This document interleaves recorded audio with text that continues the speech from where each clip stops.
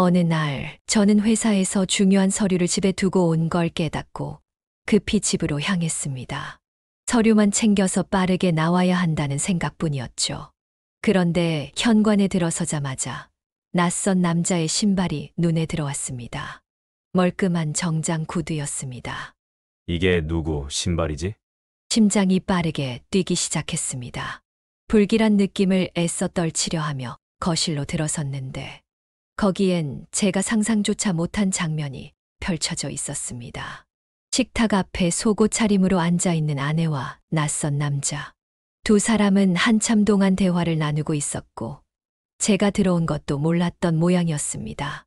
이게 대체 뭐 하는 짓이야? 제 외침에 두 사람은 화들짝 놀라며 저를 쳐다봤습니다. 남자는 허둥지둥 셔츠를 집어들었고 아내는 오히려 저를 비웃는 듯한 표정을 지었습니다. 뭐 그렇게 유난이야. 그냥 친구잖아. 그 말에 제 머릿속이 하얘졌습니다. 믿었던 사람이 저를 배신하는 장면을 눈앞에서 목격한 충격은 이루 말할 수 없었죠. 아, 그게 오해십니다. 정말 아무것도 아닙니다. 하지만 그의 어눌한 변명은 더 큰 분노를 불러일으켰습니다. 속옷 차림의 아내와 낯선 남자를 발견한 저는 과연 어떻게 행동했을까요? 아내의 정체는 무엇일까요? 오늘의 사연 바로 시작합니다. 영상을 시청하시기 전 구독과 좋아요를 눌러주시면 더 좋은 영상 제작에 정말 큰 힘을 얻을 수 있어요. 진심으로 부탁드립니다. 안녕하세요. 제 이야기를 들어주실 여러분께 인사드립니다. 저는 57세 박경식이라고 합니다. 현재 물류업을 운영하고 있습니다. 사업이 안정되면서 삶은 조금 편안해졌지만 돌이켜보면 제 인생은 늘 고비와 싸움의 연속이었어요. 그런 저도 가족을 위해 달려온 세월을 이야기로 나누는 것이 참 조심스럽지만 제 이야기를 들어주신 분들께 공감하거나 위로받을 수 있기를 바라며 사연을 소개합니다. 젊었을 때 저는 덤프트럭 기사로 일했습니다. 매일 먼지를 뒤집어쓰며 아침부터 밤까지 트럭을 몰던 날들이었죠. 거친 도로 위를 달리며 힘들다는 생각보다는 이 경험들이 언젠가 나를 더 나은 곳으로 데려다 줄 거야 라는 믿음이 있었습니다. 다행히 그 믿음이 틀리지 않았어요. 쌓아온 경험이 물류업이라는 새로운 길을 열어줬고 지금은 나름 안정적으로 사업을 운영하고 있습니다. 제 삶의 진정한 자부심은 사업이 아니라 가족이었어요. 큰딸과 아들은 제게 가장 큰 행복이자 삶의 보람입니다. 두 아이가 대학을 졸업하고 각자의 길을 잘 찾아가는 모습을 볼 때마다 제가 애써온 세월이 헛되지 않았다는 생각이 들었습니다. 더구나 자식들에게 쏟은 애정은 사실 아내로 인해 더욱 깊어질 수밖에 없었어요. 아내와의 첫 만남은 지금도 선명히 기억납니다. 그녀는 당시 제가 다니던 회사의 사무실에서 일하던 여직원이었는데 어쩌면 저와는 어울리지 않을 정도로 예쁘고 화려한 사람이었어요. 그녀는 매력적이고 생기 있는 미소를 가진 사람이었고 회사에서도 단연 눈에 띄는 존재였습니다. 저는 덤프트럭 스케줄 문제로 그녀와 몇 번 대화를 나누게 되었는데 그녀와 이야기할 때마다 느껴지는 활기는 저를 끌어당겼습니다. 당시 거친 일을 하며 매일이 고단했던 제게 그녀는 마치 새로운 세상 같은 존재였죠. 그러던 어느 날 그녀가 제게 뜻밖의 말을 했습니다. 경식 씨, 우리 아이가 생겼어요. 그 말을 듣는 순간 제 머릿속이 하얘졌지만 이상하게도 망설임은 없었습니다. 그녀와 함께 가정을 꾸린다는 생각이 설렘으로 다가왔거든요. 이제 내 인생은 이 사람과 이 아이를 위해 헌신하는 삶이 될 거야 라고 다짐하며 결혼을 결심했습니다. 하지만 결혼 생활은 제가 기대했던 만큼 아름답지만은 않았습니다. 아내는 제가 상상했던 것보다 가정에 무심한 사람이었습니다. 무엇보다 그녀는 친구들과 어울리기를 좋아했고 술을 즐겼습니다. 친구들과 모임이 있다며 밤늦게 들어오는 일이 잦아졌고 때로는 새벽까지 연락이 되지 않아 걱정스러울 때도 많았습니다. 어디야? 늦었는데 좀 들어와. 왜 이렇게 잔소리야? 나도 내 시간이 필요하잖아. 그녀의 목소리는 늘 가볍고 무심했습니다. 가족보다 친구들과 시간을 보내는 것이 더 소중해 보이는 그녀의 태도는 점점 저를 외롭게 했습니다. 그렇다고 제가 그녀를 미워하거나 사랑하지 않았던 건 아니에요. 그저 우리가 같은 방향을 바라보는 사람이 아니라는 걸 결혼 후에야 깨달았습니다. 특히 아이들을 키우는 방식에서도 우리는 전혀 달랐습니다. 저는 아이들이 기뻐할 때는 함께 웃고 아플 때는 걱정하며 정성을 다했지만 아내는 그렇지 않았습니다. 아이가 학교에서 상을 받아와도 그래, 잘했네 정도로 반응했고 아플 때도 그냥 약만 건네며 신경 쓰지 않는 모습이 많았습니다. 저는 그런 아내를 보며 더 애써야 한다고 생각했습니다. 우리 딸 상 받았대. 축하해줘야지. 장. 그런 거 다 커서 기억도 못해. 괜히 호들갑 떨지 마. 이런 대화를 할 때마다 제가 부모로서 아내의 빈자리를 대신해야 한다는 책임감이 커졌습니다. 40대가 되어 사업이 자리 잡으면서부터는 아내와의 간격이 더 벌어졌습니다. 사업이 안정되니 경제적으로 여유가 생겼지만 아내는 그 여유를 마치 자신의 자유처럼 여겼습니다. 옷과 가방을 사들이고 고급 레스토랑에서 친구들과 식사를 하며 점점 소비에 몰두했습니다. 저는 생활비를 넉넉히 주었지만 항상 부족하다는 불평이 이어졌고 제가 버는 돈은 그저 그녀의 취미 생활을 위한 수단처럼 느껴졌습니다. 저는 경제권만큼은 놓칠 수 없었습니다. 가정을 지키려면 제가 중심을 잡아야 한다고 생각했기 때문입니다. 이 정도면 충분히 썼잖아. 이번 달은 더 줄 수 없어. 돈 버는 거 당신 일이잖아. 내가 뭘 더 아끼라는 거야? 아내의 뻔뻔한 태도는 점점 저를 지치게 했습니다. 그래도 저는 자식들만큼은 끝까지 잘 키우고 싶었고 그들에게만큼은 부족하지 않은 아빠가 되기 위해 최선을 다했습니다. 이렇게 아내와는 점점 멀어지고 자식들과의 유대만 깊어졌습니다. 여기까지가 제 이야기의 시작입니다. 앞으로 들려드릴 이야기는 그 후 저희 가정에 찾아온 충격적인 사건들과 제가 내린 선택에 관한 것입니다. 어쩌면 조금 자극적일 수 있지만 조심스럽게 이어가 보겠습니다. 계속 함께 해주세요. 그날은 정말 평범한 하루였습니다. 회사에서 중요한 미팅을 준비하던 중 갑자기 꼭 필요한 서류 한 묶음을 집에 두고 온 게 떠올랐습니다. 시간이 많지 않았기에 급히 차를 몰고 집으로 향했습니다. 서류만 챙기고 얼른 나가야 한다는 생각뿐이었죠. 하지만 현관에 들어선 순간 제 일상은 완전히 뒤바뀌었습니다. 현관에는 낯선 남자의 신발이 놓여 있었습니다. 멀끔한 정장 구두였습니다. 그것은 저나 아이들의 것이 아니었기에 순간 머릿속이 복잡해졌습니다. 이게 누구 신발이지? 회사 사람이 들렀나? 아니면 아내가 친구를 초대한 건가? 하지만 불길한 생각이 밀려들었습니다. 아내가 남자를 초대할 리가 없다는 생각과 함께 그럴 수도 있다는 의심이 번갈아 제 머리를 스쳐갔습니다. 심장이 쿵쿵 뛰기 시작했고 식은땀이 났습니다. 떨리는 손으로 문을 열고 거실로 들어섰을 때 저는 믿을 수 없는 광경과 마주했습니다. 거실 식탁 앞 아내와 낯선 남자가 속옷 차림으로 앉아 있었습니다. 둘 다 자연스럽게 대화를 나누고 있었고 제가 들어온 소리를 듣고도 처음에는 놀라는 기색이 없었습니다. 그들이 저를 쳐다보며 당황하기 시작한 것은 제가 소리를 지르고 나서였습니다. 뭐야? 이게 대체 뭐 하는 짓이야? 그제야 남자가 의자에서 벌떡 일어났습니다. 얼굴이 하얗게 질려 허둥대며 옷을 집어들었습니다. 오해입니다. 저 정말 아무것도 아닙니다. 그의 말은 어눌했고 손은 심하게 떨리고 있었습니다. 저를 진정시키려는 의도였겠지만 그 말은 저를 더욱 화나게 했습니다. 오해! 내가 내 집에서 이런 꼴로 앉아 있는데 오해라고! 말 같지도 않은 소리를 해! 남자는 서둘러 셔츠를 걸치며 결백을 주장하려 애썼습니다. 정말입니다. 그냥 우연히 잠깐 들른 겁니다. 그게 전부예요. 그의 말투는 허술했고 태도는 뻔뻔했습니다. 그런 모습을 보니 더는 참을 수 없었습니다. 저는 단숨에 그에게 다가가 멱살을 잡고 소리쳤습니다. 내가 감히 내 집에서 이런 짓을 해?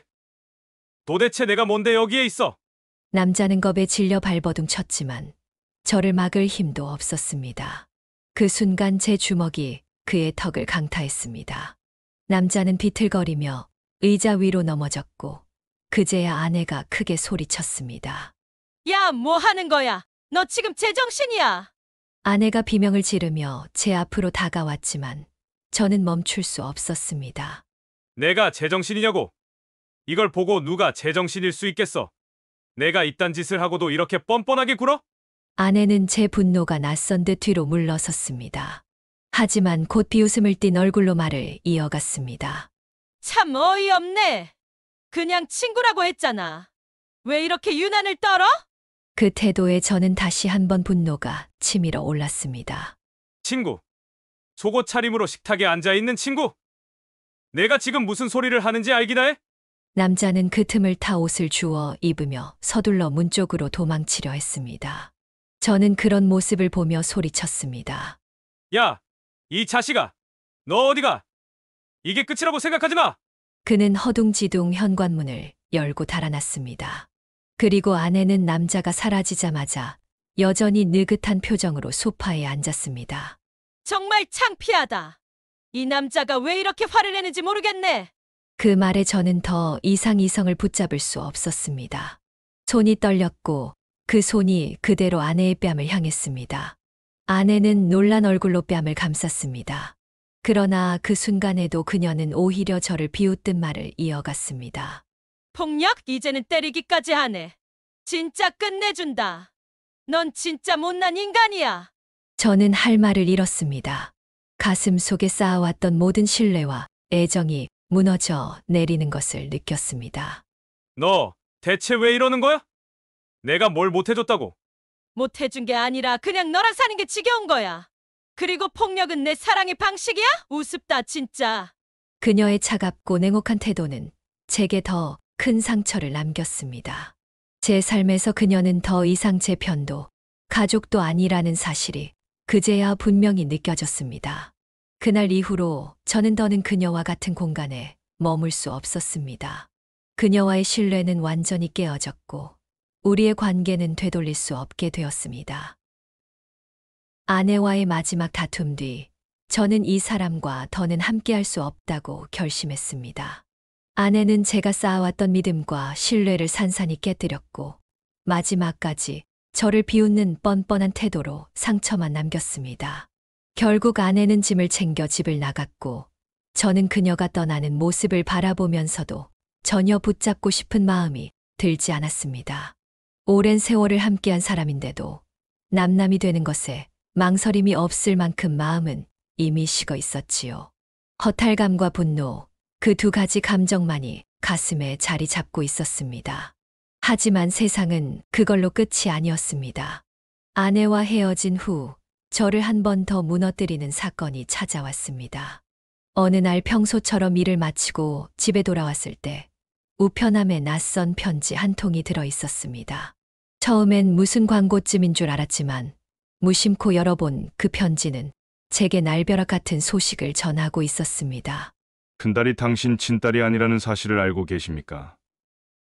5천만 원을 준비하지 않으면 이 사실을 당신 딸에게 직접 알리겠습니다. 편지 속 문장은 짧았지만 제 머릿속은 그 순간 아무것도 생각할 수 없을 정도로 혼란스러웠습니다.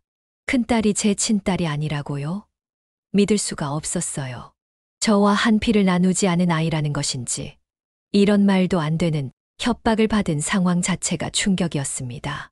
떨리는 손으로 편지를 움켜쥔 채 그 자리에 주저앉아 한참 동안 멍하니 앉아 있었던 것 같습니다. 저는 사랑하는 딸을 온 마음으로 키워왔습니다. 저의 노력과 정성이 헛되지 않게 자라주어 딸은 지금 제 삶에서 가장 큰 자부심이자 보람입니다. 그런데 그 아이가 제 딸이 아니라고요? 어떻게 이럴 수 있을까요? 딸의 얼굴이 자꾸 떠올랐습니다. 그 아이가 이 사실을 알게 된다면, 제가 아버지가 아니었다는 걸 알게 된다면 어떤 상처를 받을까요? 혼란 속에서 이 사실을 확인하지 않고는 견딜 수 없었습니다. 설마 이게 사실이 아니기를, 그저 허위 협박이기를. 간절히 바라면서도 저는 결국 유전자 검사를 진행했습니다. 결과를 기다리는 며칠 동안 저는 깊은 절망 속에서 온갖 생각에 시달렸습니다. 설마 설마 그럴 리 없다는 믿음과 그래도 확인을 해야 한다는 두려움이 마음을 옥죄어 왔습니다. 그리고 결과가 나왔습니다. 결과지는 잔인하게도 제가 원했던 답을 주지 않았습니다. 큰딸은 제 친딸이 아니었습니다. 믿고 싶지 않은 진실 앞에서 제 모든 감정이 무너져 내렸습니다. 그동안 함께했던 시간들이 모든 애정과 기억이 부정당하는 것 같은 고통이었습니다. 그보다 더 큰 두려움이 있었습니다.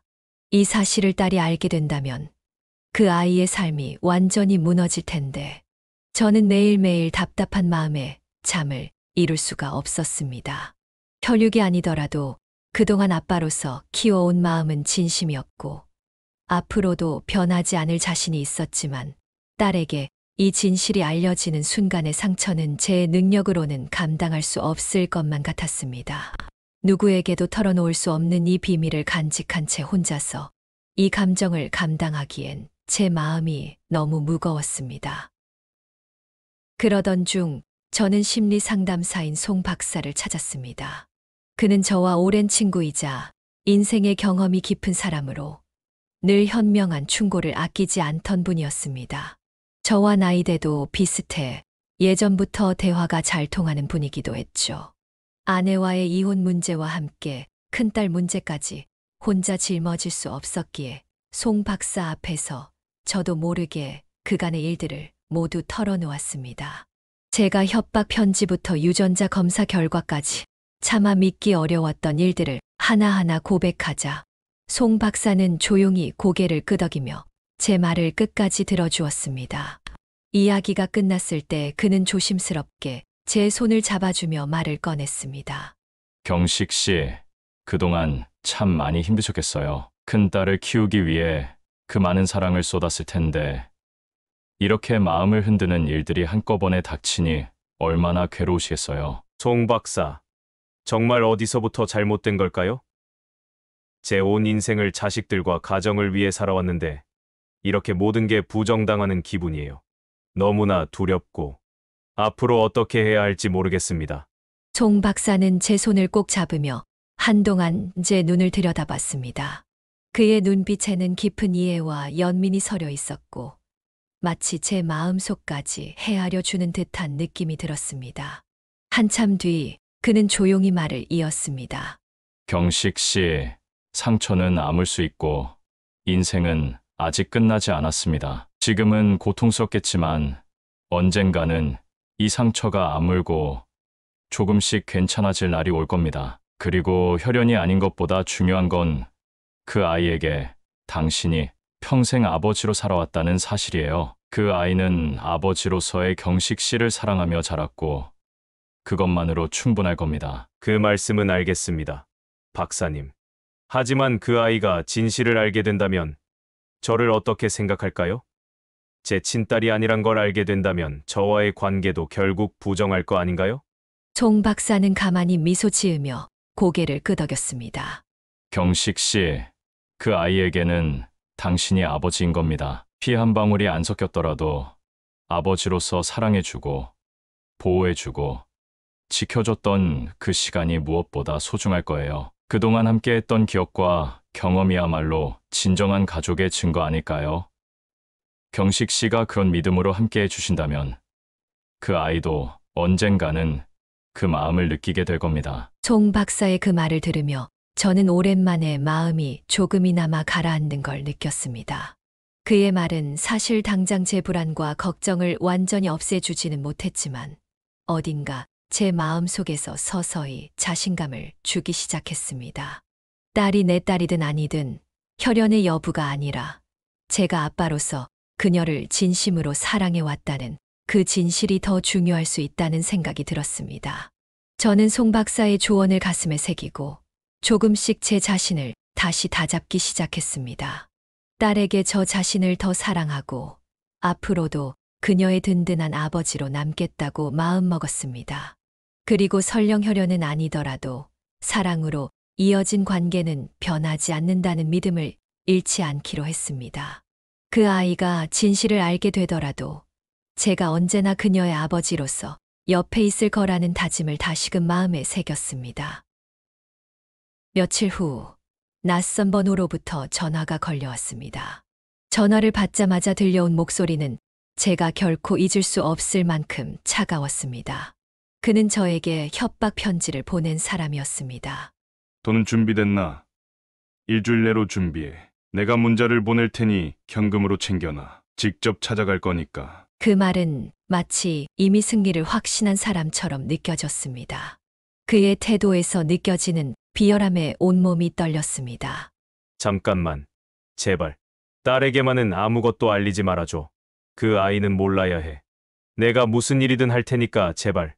내가 뭘 하든 상관없어. 내 말대로 돈을 준비하라는 거야. 한 푼이라도 모자라면 그 애에게 직접 찾아가서 얘기할 거다. 내 딸이 자기 인생이 거짓말이었다는 걸 알게 되면 어떻게 될까?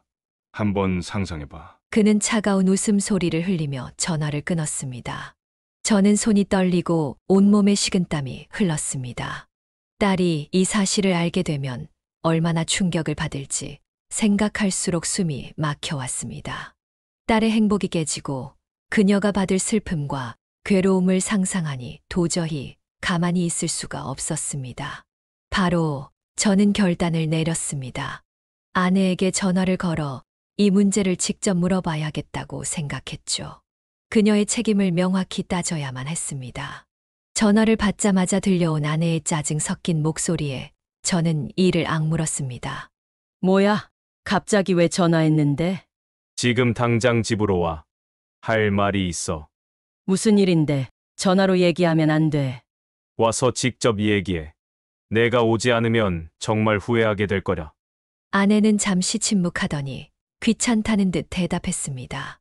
알았어, 알았어. 갈게. 별일 아니길 바랄게. 얼마 후 아내가 집으로 왔습니다. 문을 열고 들어서는 그녀의 얼굴엔 지루함과 귀찮음이 묻어 있었습니다.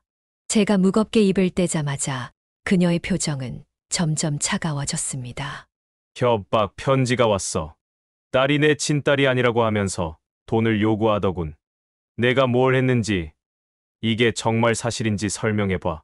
아내는 처음엔 잠시 말없이 저를 바라보더니 곧 차가운 미소를 지으며 비웃기 시작했습니다. 그래서 그게 무슨 문제라도 된다는 거야? 어차피 헤어질 건데. 그녀의 뻔뻔한 태도에 피가 거꾸로 솟는 기분이었습니다. 너 지금 진심으로 하는 말이야? 딸이 이 사실을 알게 되면 어떻게 될지는 생각도 안 해본 거야? 그 애는 우리의 소중한 딸이야. 내가 그 애를 얼마나 사랑하는지 알면서. 사랑한다고 해서 뭐가 달라져? 그 애가 내 딸이 아니란 게 바뀌는 것도 아니잖아. 그렇게까지 난리를 치지 마. 그녀의 냉담한 말투에 저는 더 이상 참을 수 없었습니다. 내가 그 아이 엄마라면 이렇게 말할 수는 없을 거야. 내가 엄마라면 딸의 행복이 깨질 걸 걱정해야 하는 거 아니야? 행복. 내가 걔 행복까지 신경 쓸 이유가 뭐야? 그건 너나 신경 써. 어차피 나는 이제 그 애 데리고 나갈 거야. 너 미쳤어. 지금 그게 무슨 소리야? 내가 그 애를 데리고 나가면 그 애가 어떻게 될지 생각은 해봤어? 그게 너랑 무슨 상관이야? 내가 알아서 할 거니까. 내가 괜히 나한테 이러지 말고 그냥 돈이나 내. 그녀는 완전히 협박범과 다를 바 없었습니다. 딸의 행복과 충격 따위는 전혀 안중에도 없고 오로지 돈만 생각하고 있었습니다. 정말 내가 이 정도밖에 안 되는 사람이야? 너 지금 이게 다 내 책임이라는 거 알고는 있어? 딸에게 이런 고통을 안긴 게 바로 너 때문이라고. 책임 웃기지 마. 그걸 내가 지면 되겠네. 내가 그 애한테 사랑을 주고 잘 키웠다면서. 그러니까 그 애가 앞으로 행복할 수 있도록 돈을 지원해주면 돼. 안 그래? 그녀는 끝까지 뻔뻔했습니다. 딸의 행복은 안중에도 없었고 협박범과 마찬가지로 저를 돈으로 몰아붙이고 있을 뿐이었습니다. 그 돈을 받아서 대체 뭘 하겠다는 거야? 그게 내 행복이라도 될 것 같아?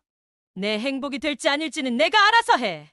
내가 이렇게 소리 지른다고 달라질 건 없으니까 나한테 돈이나 주고 끝내. 아내와의 싸움은 이미 격렬해질 대로 격렬해졌습니다. 서로 감정을 억누르지 못하고 소리를 높이며 거칠게 다투고 있었죠. 저는 딸의 행복을 지켜야 한다는 절박함에 소리를 지르며 아내를 몰아붙였지만 아내는 조금의 반성도 없이 끝까지 뻔뻔한 태도로 일관했습니다. 그 순간 거실 쪽에서 들려온 목소리가 싸움을 멈추게 했습니다. 이게 무슨 소리야? 아내와 저는 동시에 뒤돌아보았습니다. 딸이 거실 문 앞에 서 있었습니다. 소리를 높이느라 딸이 들어온 줄도 몰랐던 겁니다. 그녀의 얼굴은 혼란과 충격으로 가득 차 있었습니다. 아빠, 엄마, 지금 뭐라고 한 거예요? 대체 무슨 얘기를 하는 거예요? 저는 딸의 눈을 보며 차마 진실을 말할 수 없었습니다. 말문이 막힌 채 한동안 서 있었습니다. 딸의 눈빛이 흔들리자 간신히 입을 열었습니다. 넌 내가 세상에서 가장 사랑하는 딸이야. 그건 절대 변하지 않아. 그걸 꼭 기억해줘. 제 말을 들은 딸은 고개를 돌려 아내를 바라보았습니다. 엄마, 아빠가 무슨 말 하는 거예요? 이게 대체 무슨 얘기냐고요? 아내는 딸을 바라보며 한숨을 쉬더니 전혀 미안함 없이 차가운 목소리로 말했습니다. 그게 뭐가 그렇게 이해가 안 돼.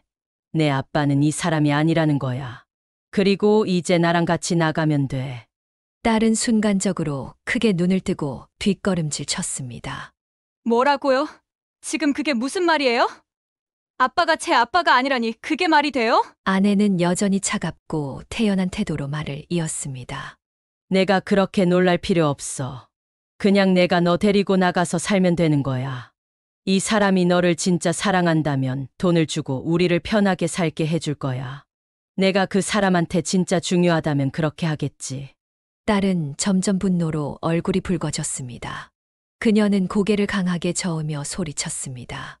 됐어요. 이제 확실히 알았어요. 내 부모가 누군지. 아내는 자신감 있게 고개를 끄덕이며 말을 이었습니다. 그래, 그러니까 어서 나랑 나가자. 여기 있을 이유 없잖아. 그러나 딸은 그녀의 말을 끊으며 단호하게 외쳤습니다. 아니요. 제 부모는 여기 있는 아빠 한 분뿐이에요. 이 세상 누구도 제 부모가 될 수 없어요. 그리고 당신은 제 엄마였던 적도 없어요. 아내는 그 말을 듣고 잠시 멍하니 서 있다가 곧 얼굴이 굳어졌습니다.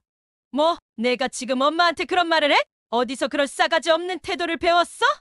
딸은 조금도 물러서지 않았습니다. 싸가지요. 엄마는 제게 그런 말을 할 자격이 없어요. 언제 한 번이라도 저를 진심으로 사랑하고 아껴준 적이 있냐고요? 엄마는 저를 항상 무관심하게 대했어요. 제가 필요할 때는 언제나 외면했으면서 이제 와서 엄마랍시고 말할 자격이 없어요. 아내는 얼굴이 새빨개지며 손가락을 흔들며 소리쳤습니다. 야, 너 지금 누구한테 말하는 거야? 내 엄마한테 그렇게 싸가지 없이 말하면 돼? 그러나 딸은 분노와 슬픔으로 목소리를 높이며 말을 이어갔습니다. 엄마라니요? 엄마라고 생각한 적도 없어요. 엄마는 제게 늘 창피하고 부끄러운 존재였어요. 차라리 지금 당장 아빠랑 이혼이나 하세요. 저는 아빠만 있으면 충분하니까. 아내는 더 이상 말을 잇지 못하고 얼굴이 일그러졌습니다. 그녀는 제게 눈을 돌리더니 비웃음을 섞어 소리쳤습니다. 다 너 때문이야. 내가 애를 이렇게 만든 거라고. 제대로 키우지도 못하고. 저는 참을 수 없었습니다. 그만해. 이게 다 내 책임이야. 그동안 넌 이 집에서 가족으로서 아무 역할도 하지 않았어. 이 아이에게 더 이상 상처를 주지 말고 꺼져. 딸은 제 손을 꼭 잡으며 고개를 끄덕였습니다. 그녀는 눈물을 글썽이며 말했습니다. 아빠, 저는 여기서 나갈 생각 없어요. 아빠만 있으면 돼요. 다른 누구도 필요 없어요. 아내는 딸의 단호한 태도와 제 말을 듣고 더는 버틸 수 없다는 걸 깨달은 듯 짐을 쥐고 문 밖으로 나갔습니다. 그날 밤 딸과 저는 거실 소파에 앉아 오랫동안 이야기를 나눴습니다. 딸은 그녀의 혼란스러운 마음과 분노, 그리고 두려움을 솔직히 털어놓았습니다. 저는 그녀를 안심시키며 그동안 그녀를 얼마나 사랑해왔는지 진심으로 이야기했습니다. 아빠, 정말 다행이에요. 아빠가 제 아빠라서 저한테는 아빠만 있으면 돼요. 아빠가 제 전부예요. 이건 세상이 끝나도 변하지 않을 진실이에요. 저는 딸을 꼭 안아주며 마음속으로 다짐했습니다. 어떤 일이 있어도 이 아이를 끝까지 지키고 사랑하겠다고 말입니다. 딸이 모든 사실을 알게 되었고 저와 함께 하겠다고 결심해 준 이후 저는 마음의 짐을 덜었습니다. 딸이 제 선택을 이해하고 받아들여 주었다는 것이 얼마나 고마운지 말로 다 표현할 수 없었습니다. 이제는 더 이상 미룰 이유가 없었습니다. 아내와의 이혼을 서둘러 마무리하기로 결심했고 모든 절차가 빠르게 진행되고 있었습니다. 그러던 어느 날 회사에서 일을 마치고 주차장으로 향하던 중이었습니다. 퇴근하려 차에 타려던 순간 한 남자가 저를 향해 다가왔습니다. 처음 보는 얼굴이었지만 그의 표정과 태도는 저를 불편하게 만들었습니다. 제가 그를 의아하게 쳐다보는 사이 그가 먼저 입을 열었습니다. 그래, 돈은 준비됐어. 내가 그딴 식으로 나오는 걸 보니 돈보다 내 딸이 받을 상처는 별로 중요하지 않은 모양이네. 그 순간 그의 목소리에서 익숙한 기운이 느껴졌습니다. 그가 바로 저를 협박하던 사람이라는 걸 깨닫는 데는 오래 걸리지 않았습니다. 심장이 철렁 내려앉았지만 저는 최대한 감정을 억누르며 침착하게 물었습니다. 너는 대체 누구냐? 왜 이렇게까지 하는 거야? 그는 제 질문에 전혀 주춤하지 않고 오히려 비웃는 듯한 태도로 대답했습니다. 누구냐고? 내가 누군지는 중요하지 않아. 중요한 건 내가 내 딸을 위해 돈을 준비했냐는 거야. 내가 그렇게 사랑한다는 딸. 내가 오늘 당장 찾아가서 다 말해줄까? 그 말에 제 안에서 분노가 치밀어 올랐습니다. 이 사람의 비열함은 말로 표현할 수 없을 정도였습니다. 그러나 딸을 지키기 위해 저는 끝까지 침착하려 애쓰며 단호히 말했습니다. 내 딸은 이미 모든 사실을 알고 있어. 그리고 그럼에도 불구하고 그녀에게 유일한 아빠는 나뿐이야. 내가 무슨 말을 하든 그걸 바꿀 순 없어. 그의 표정이 일순간 굳어지는 듯했지만 이내 다시 비웃음을 지으며 말을 이었습니다. 그래. 그러면 좋네. 그렇지만 그 애가 나한테 직접 듣는 건 또 다를걸. 난 오늘 당장 가서 얘기할 생각이거든. 그가 한 발짝 다가오자 저는 즉각 경비원을 향해 손을 흔들며 도움을 요청했습니다. 이 사람 좀 붙잡아 주세요. 곧 경찰을 부르겠습니다. 경비원이 빠르게 달려와 그를 제지했고 저는 지체 없이 경찰에 전화를 걸었습니다. 협박범이 제 회사로 찾아왔습니다. 지금 잡고 있으니 빨리 출동해 주세요. 경찰은 몇 분 만에 도착했고 그를 제압한 뒤 연행했습니다. 그가 붙잡히면서도 여전히 비웃음을 띤 채로 저를 노려보았지만 저는 동요하지 않았습니다. 경찰에게 강력히 요청했습니다. 이 사람은 저와 제 딸에게 지속적으로 협박을 해왔습니다. 강력한 법적 조치를 요구합니다. 추가로 저희 둘에 대한 접근 금지 명령도 꼭 내려주세요. 알겠습니다. 진술을 받고 필요한 법적 조치를 취하겠습니다. 신변 보호 요청도 포함하겠습니다. 며칠 후 경찰로부터 그의 신원에 대한 충격적인 소식을 들었습니다. 그는 딸의 생물학적 친부였습니다. 이 사실을 듣고 저는 잠시 멍해졌습니다. 머릿속이 복잡해졌지만 한 가지는 분명했습니다. 그가 생물학적 친부라는 이유로 딸에게 접근할 권리가 주어질 수는 없었습니다. 딸의 유일한 아버지는 바로 저였습니다. 그녀를 지켜온 시간, 함께한 기억, 아빠로서의 책임과 사랑이 바로 그것을 증명하는 모든 것이었습니다. 그 사실을 알게 된 후 저는 딸을 더 단단히 지켜야겠다고 결심했습니다. 그가 어떤 방식으로든 딸의 삶에 끼어들 여지를 차단해야 했습니다. 피가 아닌 사랑이 가족을 정의한다는 사실을 다시금 깨달으며 딸에게 줄 수 있는 모든 사랑과 보호를 다짐했습니다. 이 사건은 제게 많은 것을 깨닫게 해준 계기였습니다. 딸은 저를 아빠로 받아들이며 저는 그녀의 삶에서 아버지로서의 역할을 끝까지 다할 것을 다시금 다짐했습니다. 세상의 어떤 일도 어떤 위협도 이 관계를 흔들 수는 없었습니다. 아내와의 이혼 소송은 제 인생에서 가장 큰 전환점이 될 사건이었습니다. 오랜 시간 쌓인 갈등과 서로에 대한 실망이 법정에서 폭발하는 듯한 순간들이 이어졌죠. 저는 아내의 주장을 반박하며 저와 아이들의 진실을 밝히는데 모든 에너지를 쏟아부었습니다. 법정에서 아내는 자신이 제가 덤프트럭 운전기사로 힘들게 일하던 시절부터 함께 가정을 꾸렸고 제가 물류 회사를 경영하며 자리를 잡기까지 헌신했다고 주장했습니다. 제가 가정을 지키고 헌신했기 때문에 지금의 성공이 있는 겁니다. 저는 아이들을 위해 희생했고 남편이 일에 집중할 수 있도록 뒷바라지했습니다. 재산 형성에는 제 몫이 분명히 있습니다. 따라서 재산의 50%를 받는 건 정당합니다. 그녀의 말에 재판부가 제게 시선을 돌렸습니다. 저는 차분하면서도 단호히 제 입장을 밝혔습니다. 존경하는 재판장님, 아내는 가정을 지킨 적이 없습니다. 제가 덤프트럭을 몰던 시절부터 지금까지 아이들을 돌보고 가정을 유지한 사람은 저였습니다. 아내는 가정을 등한시했으며 저는 일과 가사, 육아를 동시에 해야 했습니다. 두 아이들 역시 이 점에 대해 증언할 것입니다. 재판부는 자녀들의 증언을 들었습니다. 두 아이는 솔직하고 진지한 태도로 자신들이 경험한 사실을 말했습니다. 엄마는 저희를 거의 돌보지 않았어요. 학교에서 중요한 날에도 참석하지 않았고, 제가 아플 때도 병원에 데려가 준 건 아빠였어요. 엄마는 늘 바쁘다며 핑계를 댔지만, 사실은 친구들과 놀고 술 마시러 다니는데 시간을 쓰는 경우가 많았어요. 아빠는 항상 저희 곁에 있어줬어요. 학교 끝나고 돌아오면 아빠가 밥을 차려줬고, 엄마는 친구들과 모임이나 술자리를 이유로 집에 늦게 오는 일이 많았어요. 가정을 지킨 건 엄마가 아니라 아빠예요. 아이들의 진술이 끝나자 아내는 얼굴이 굳어졌습니다. 재판부는 저를 향해 다시 질문을 던졌습니다. 아내가 주장한 경제적 기여도에 대해 어떻게 생각하는지 묻는 내용이었습니다. 저는 숨을 고르고 사실대로 말했습니다. 저는 아내에게 생활비를 넉넉히 제공했습니다. 중견 봉급자의 2배에 달하는 금액을 매달 주었고, 그럼에도 항상 부족하다는 말을 들었습니다. 생활비 외에도 아내의 요구로 추가적인 금액을 여러 차례 지급했지만 그 돈이 가정에 사용된 적은 거의 없었습니다. 대부분 아내의 사치와 개인적인 소비로 흩어졌습니다. 그 말을 듣고 아내는 감정을 억누르지 못하고 자리에서 벌떡 일어나 소리쳤습니다.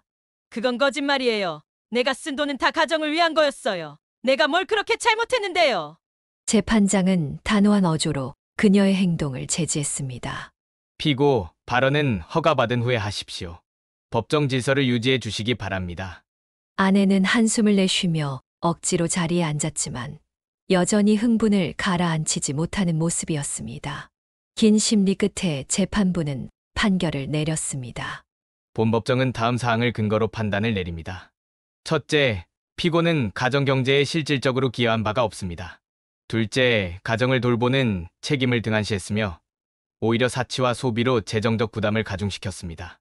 셋째, 원고는 두 자녀를 계속 양육할 예정이며 자녀들 역시 피고가 가정에 기여하지 않았음을 증언했습니다. 따라서 피고에게 재산 분할을 인정할 이유가 없습니다. 판결이 내려지는 순간 아내는 자리에서 벌떡 일어나 소리를 질렀습니다. 이게 말이 돼요? 내가 이렇게까지 희생했는데 그걸 다 무시하는 거예요? 당신들도 똑같아. 전부 다 불공평하다고요. 재판장은 엄정한 목소리로 아내를 제지했습니다. 피고, 법정 질서를 어지럽히고 있습니다. 이 자리에서 더 이상의 소란을 허용하지 않겠습니다. 즉시 퇴장을 명합니다. 경위가 다가와 그녀를 제압하며 법정 밖으로 데려갔습니다. 아내는 저항하며 계속 소리를 질렀습니다. 이렇게 끝날 줄 알아? 절대 항복하지 않을 거야. 두고 봐. 항소할 거라고. 그녀의 목소리가 법정 밖으로 사라진 뒤 법정은 조용해졌습니다. 저는 그제야 긴 숨을 내쉬며 자리에 앉았습니다. 긴 싸움 끝에 지친 몸과 마음을 진정시키려 했었지만 이 모든 것이 끝났다는 사실에 가슴 한편이 후련하기도 했습니다. 법정을 나서며 저는 마침내 긴 싸움의 끝이 다가왔다는 것을 느꼈습니다. 여러 감정이 뒤섞였지만 그중 가장 컸던 것은 안도감이었습니다. 오랜 시간 묵혀왔던 갈등이 어느 정도 해결됐다는 사실에, 그리고 아이들과 함께 새로운 시작을 준비할 수 있다는 희망의 마음이 조금은 가벼워졌습니다. 문을 나서는 순간 딸이 제 손을 꼭 잡았습니다. 그녀의 눈에는 따뜻함과 단단한 결심이 담겨 있었습니다. 아빠, 정말 고생 많으셨어요. 이제 저희만 있으면 돼요. 앞으로는 아빠가 저희 때문에 걱정하지 않으셔도 되게 해드릴게요. 그 말을 듣는 순간 제 가슴이 뜨거워졌습니다. 딸이 얼마나 마음속으로 고민하고 있었는지, 그녀가 얼마나 저를 위하려 했는지 느껴졌습니다. 하지만 제게 대답할 틈도 없이 옆에 있던 아들이 누나를 바라보며 조용히 입을 열었습니다. 누나도 진짜 고생 많았잖아. 솔직히 나도 엄마 때문에 속상한 적 많았는데 이제 그런 걱정 안 해도 돼. 우리끼리 더 잘 살면 되잖아. 아들의 말에 딸은 잠시 눈을 감더니 미소를 지으면서 눈시울이 붉어졌습니다. 내가 동생인데 내가 너무 많이 의지했던 것 같아서 미안해. 너도 힘들었을 텐데 나한테 티도 안 내고 참아줘서 고마워. 아들은 어깨를 으쓱하며 여유 있는 미소를 보였습니다. 무슨 소리야. 우리가 가족인데 그런 건 당연한 거지. 누나가 있어서 나도 힘낼 수 있었어. 그리고는 아들이 저를 보며 진지한 눈빛으로 말했습니다. 아빠, 누나 말처럼 우리한테는 아무것도 달라질 게 없어요. 아빠는 우리랑 항상 같이 계셨고 지금도 그러시잖아요. 앞으로는 우리 셋이서 진짜 행복한 가족이 될 거예요. 그 순간 저는 두 아이를 번갈아 바라보며 어떤 말로도 표현할 수 없는 감동을 느꼈습니다. 딸과 아들이 서로를 이해하고 위로하며 저와 함께 이 가족을 이어가겠다는 결심을 보여준 것이 너무나 고마웠습니다. 얘들아, 정말 고맙다. 아빠가 끝까지 너희 곁에 있을 거야. 어떤 어려움이 와도 아빠가 다 막아줄게. 그리고 우리가 함께라면 분명 더 좋은 날들만 있을 거야. 행복만 가득한 가족을 만들자. 세 사람의 대화는 마치 오래된 짐을 내려놓는 듯한 가벼움과 따스함으로 가득 찼습니다. 그동안의 갈등과 상처는 뒤로 하고 앞으로 우리가 만들어갈 새로운 시간을 생각하니 마음이 차분해졌습니다. 집으로 돌아가는 차 안에서 딸과 아들은 가벼운 농담을 주고받으며 웃음을 터뜨렸습니다. 그 모습은 오랜만에 보는 평화롭고 밝은 풍경이었습니다. 운전대를 잡은 제 눈에도 눈물이 고였지만 이번 눈물은 안도와 행복의 눈물이었습니다. 딸과 아들은 비록 어려운 시간을 함께 겪었지만 서로를 이해하고 감싸주는 모습을 보여주었습니다. 그 순간 저는 확신했습니다. 우리 가족은 과거의 아픔에도 불구하고 이제 누구보다도 단단하고 행복한 가족이 될 준비가 되어 있다는 것을 저는 마음속으로 다짐했습니다. 어떤 일이 있어도 이 아이들을 지키고 우리 셋이서 새로운 행복을 만들어 가겠다. 아내와의 이혼이 확정된 이후 그녀의 삶은 완전히 무너졌습니다. 내연남은 재산 분할이 당연히 이루어질 것이라며 아내를 부추겼지만 법원이 한 푼도 허용하지 않자 그는 아내를 헌신짝처럼 내팽개쳤습니다. 아내는 모든 것을 잃고 철저히 고립된 상태에서 저를 찾아왔습니다. 그녀는 문 앞에서부터 눈물로 범벅이 된 얼굴로 저를 향해 애원했습니다. 경식 씨, 정말 미안해. 내가 잘못했어. 너무 어리석었어. 나를 용서해주면 안 돼? 우리 다시 가족으로 돌아갈 수 없을까? 그녀의 목소리에는 절박함이 가득했지만 저는 마음 한구석조차 흔들리지 않았습니다. 너무나 많은 상처를 남긴 그녀를 다시 받아들일 이유가 없었기 때문이었습니다. 저는 문지방을 잡은 손을 떼어내며 냉정히 말했습니다. 내가 이제 와서 무슨 말을 해도 나와 아이들한테는 중요하지 않아. 우리는 이미 너 없는 삶을 시작했어. 그러니 다시 돌아올 자리는 없다고. 그러나 아내는 한 발짝도 물러서지 않았습니다. 바닥에 주저앉으며 두 손을 모은 채 계속 말했습니다. 경식 씨, 내가 잘못했단 거 알아. 하지만 내가 애들 엄마잖아. 나도 아이들을 생각하지 않은 건 아니야. 다시는 그러지 않을게. 아이들을 위해서라도 한 번만 기회를 줘. 엄마가 없으면 애들도 불행할 거야. 그 말을 듣는 순간 저는 분노가 치밀어 올랐습니다.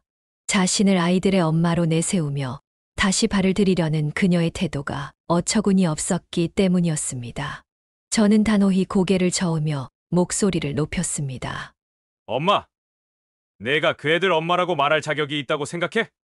엄마라면 내가 지금까지 아이들에게 해온 일을 한번 돌아봐. 아이들을 돌보지도 않고 내 욕심만 채웠으면서 지금 와서 엄마 타령이라니 웃기지도 않아. 그녀는 손으로 얼굴을 감싸며 흐느꼈습니다. 그래도 나는 그 애들을 낳았잖아. 내가 얼마나 후회하고 있는지 몰라. 아이들에게 용서받고 싶어. 한 번만 기회를 줘. 그 순간 제 머릿속에 그동안의 기억이 주마등처럼 스쳤습니다. 아내가 친구들과 어울리고 술을 마시고 남자를 만나며 가정을 소홀히 했던 시간들. 제가 일해서 돌아와 홀로 아이들을 돌봐야 했던 날들. 그리고 아이들이 엄마의 무관심 속에서 상처받았던 모습들. 저는 냉정하게 고개를 돌리고 단호히 말했습니다. 아이들에게 용서를 구하고 싶다고? 이제 와서 내가 뭘 해도 그 애들 마음속의 상처는 지울 수 없어. 다시는 나와 아이들 앞에 나타나지 마. 꿈도 꾸지 마라. 특히 아이들 앞에 나타나서 그 애들을 괴롭히면 내가 법적으로 할 수 있는 모든 걸 동원해서 너를 막을 거야. 명심해.